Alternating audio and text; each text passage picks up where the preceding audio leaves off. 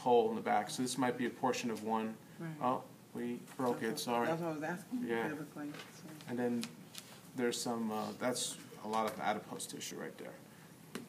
So generally we get in there with some sort of, you know, I may stick 2 probes in there just to accentuate how big it is, you know.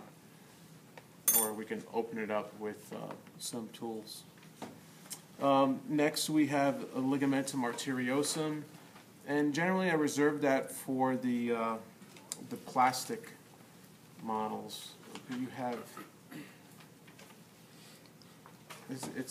it's all has adipose tissue all over it. It's what holds the pulmonary trunk to the aortic arch, and it holds it rigid. So the ligament, it's a remnant of the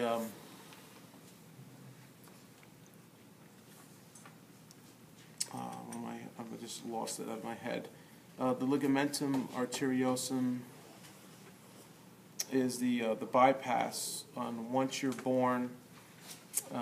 It was formed in the fetal circulation. It was the oh geez, I have to come back. It's the cameras. We'll come back to it. It'll come back to me eventually. We're over time.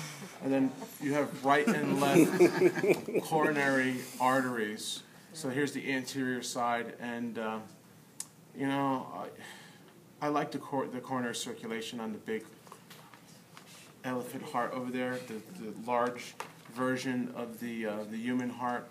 I just I gravitate to that when I do coronary circulation. Okay, and I'll point those out for there.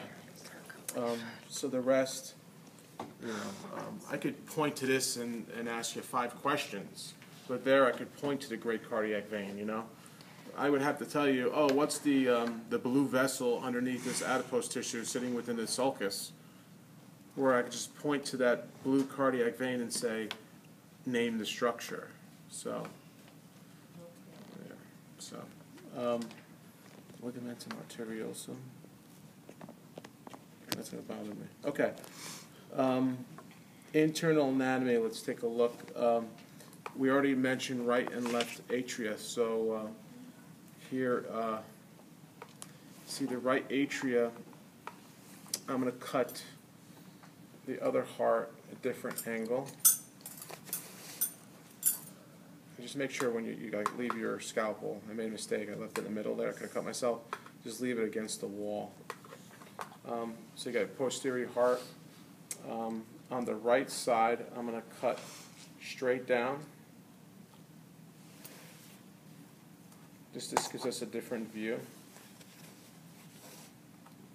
And then right heart has a lot less adipose tissue, doesn't it? Yeah, this is probably a little younger, so a little less protective adipose tissue. Some of it reaches a point where that visceral adipose tissue becomes dangerous, you know, to the overall health of the animal. So that's why. Do you know where these sheep hearts come from? Sheep farms. Good answer for a stupid question. The lowest bidder. Some of these sheep are older than you. They were preserved probably 10, 15 years ago. Wow. They roamed when you were in diapers. Really? Some of us. Definitely not me. But that shows you how thick the myocardium is in the left ventricle. Now, you can see the top here, that's the atria. When we talk about one, that's the left atria right there, okay? Kind of looks like corrugated, like Freddy Krueger's face, right? Almost like a burn almost, right? You gotta turn. Yeah. Thank you. Right there. That's we're deep within the left atria. Okay. The right atria is a little harder to get to, and I may have cut this a little shallow, but we're in it. I mean, you can see it here. You can see this side. It's much smaller. and it's right here. This is the right atria. I know you have to almost come around and appreciate that. In the right atria, it has a specialized name, pectinate muscle. So if you have Dr. Bernardi, he goes wild about that, right? Anyone have Dr. Bernardi? No, okay. So pectinate muscle, these are linked, I forget. Now this looks like it's thick myocardium. Just be careful, because this is on the bias. It's kind of like London broil. When you cut it on a 45-degree angle, you make it look more than it is, right? So that's cut on the bias. That's cut in the bias too. Now, I'll cut one more section just to show you what we're talking about. You said the pectinate muscles located in the right atrium? Functionally, they're located in the right atrium. Now, structurally, there's things that look like the pectinate in the left, but here you go. This is the moderator band. That's a nice one, right? Got lucky. That's a moderator band. See that little band there? That prevents over-distension of the right ventricle. And that's nice, right? See how thin it is? You sort of appreciate how thin it is. Up here, that's how shallow you have to go to get to the right atria. Here you can appreciate how thin the wall is as compared to that. It's amazing that at points in the circulation, it's isovolumetric, the same volume. Meanwhile, you got huge muscle pumping blood from head to toe, and then you got this guy just, tiny little thing returning it, but then this is pumping it to the lungs, and the lungs aren't far away, so, but the most minimal back pressure on the lungs, congestive heart failure, right? The heart's not strong enough to pump it even to the lungs.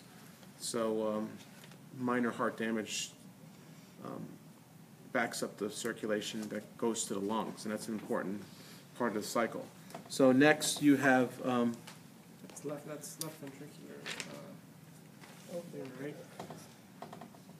the left ventricle Yeah. Or which one is the one about the lungs? of the right ventricle. Yeah, we're on the right side here. This is the right side. Are there two moderator bands, one for each? No, Just one. no. The extra muscle in the left ventricle is what's helped preventing. Because it has to go all the way out?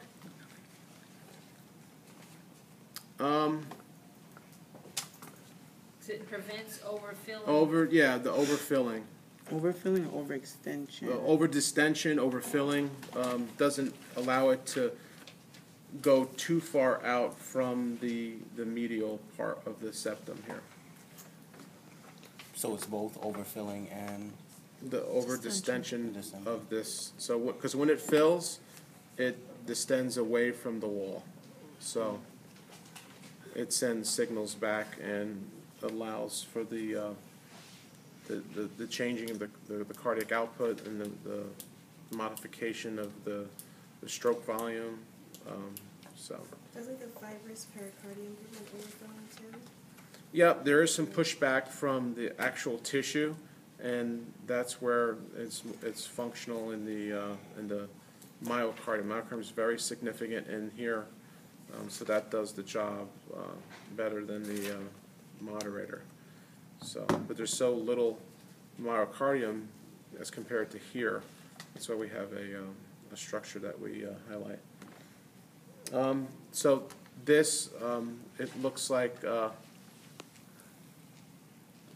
all weaved, different kind of fleshy parts. That's the trabecular carne. These strings in here are chordae tendineae, and at the bottom there are papillary muscles. So these are papillary muscles, and the little strings are the chordae tendineae. And these chordae tendineae are attached to the flaps. The flaps are the cusps. So if you're on the left side of the heart, the cusp is what? The mitral, or the bicuspid, or the left AV valve, or the left atrioventricular valve, right? Same thing. The right side, it's going to be the tricuspid, the right AV valve, the right atrioventricular valve. So no matter what your lecture professor likes, we just named it. Don't fall into the trap of counting cusps, but you can see here 1, 2, 3. This is a tricuspid. 1, 2, 3, right? That allows you to see the cusps very Where they nicely. at? Yeah. 1, 2, 3. 3 cusps. 1, 2, 3. Here, we cut a little deep, but there's 2 cusps. 1, 2. So it's more like that, right? The other one, you have? We have 3. Okay.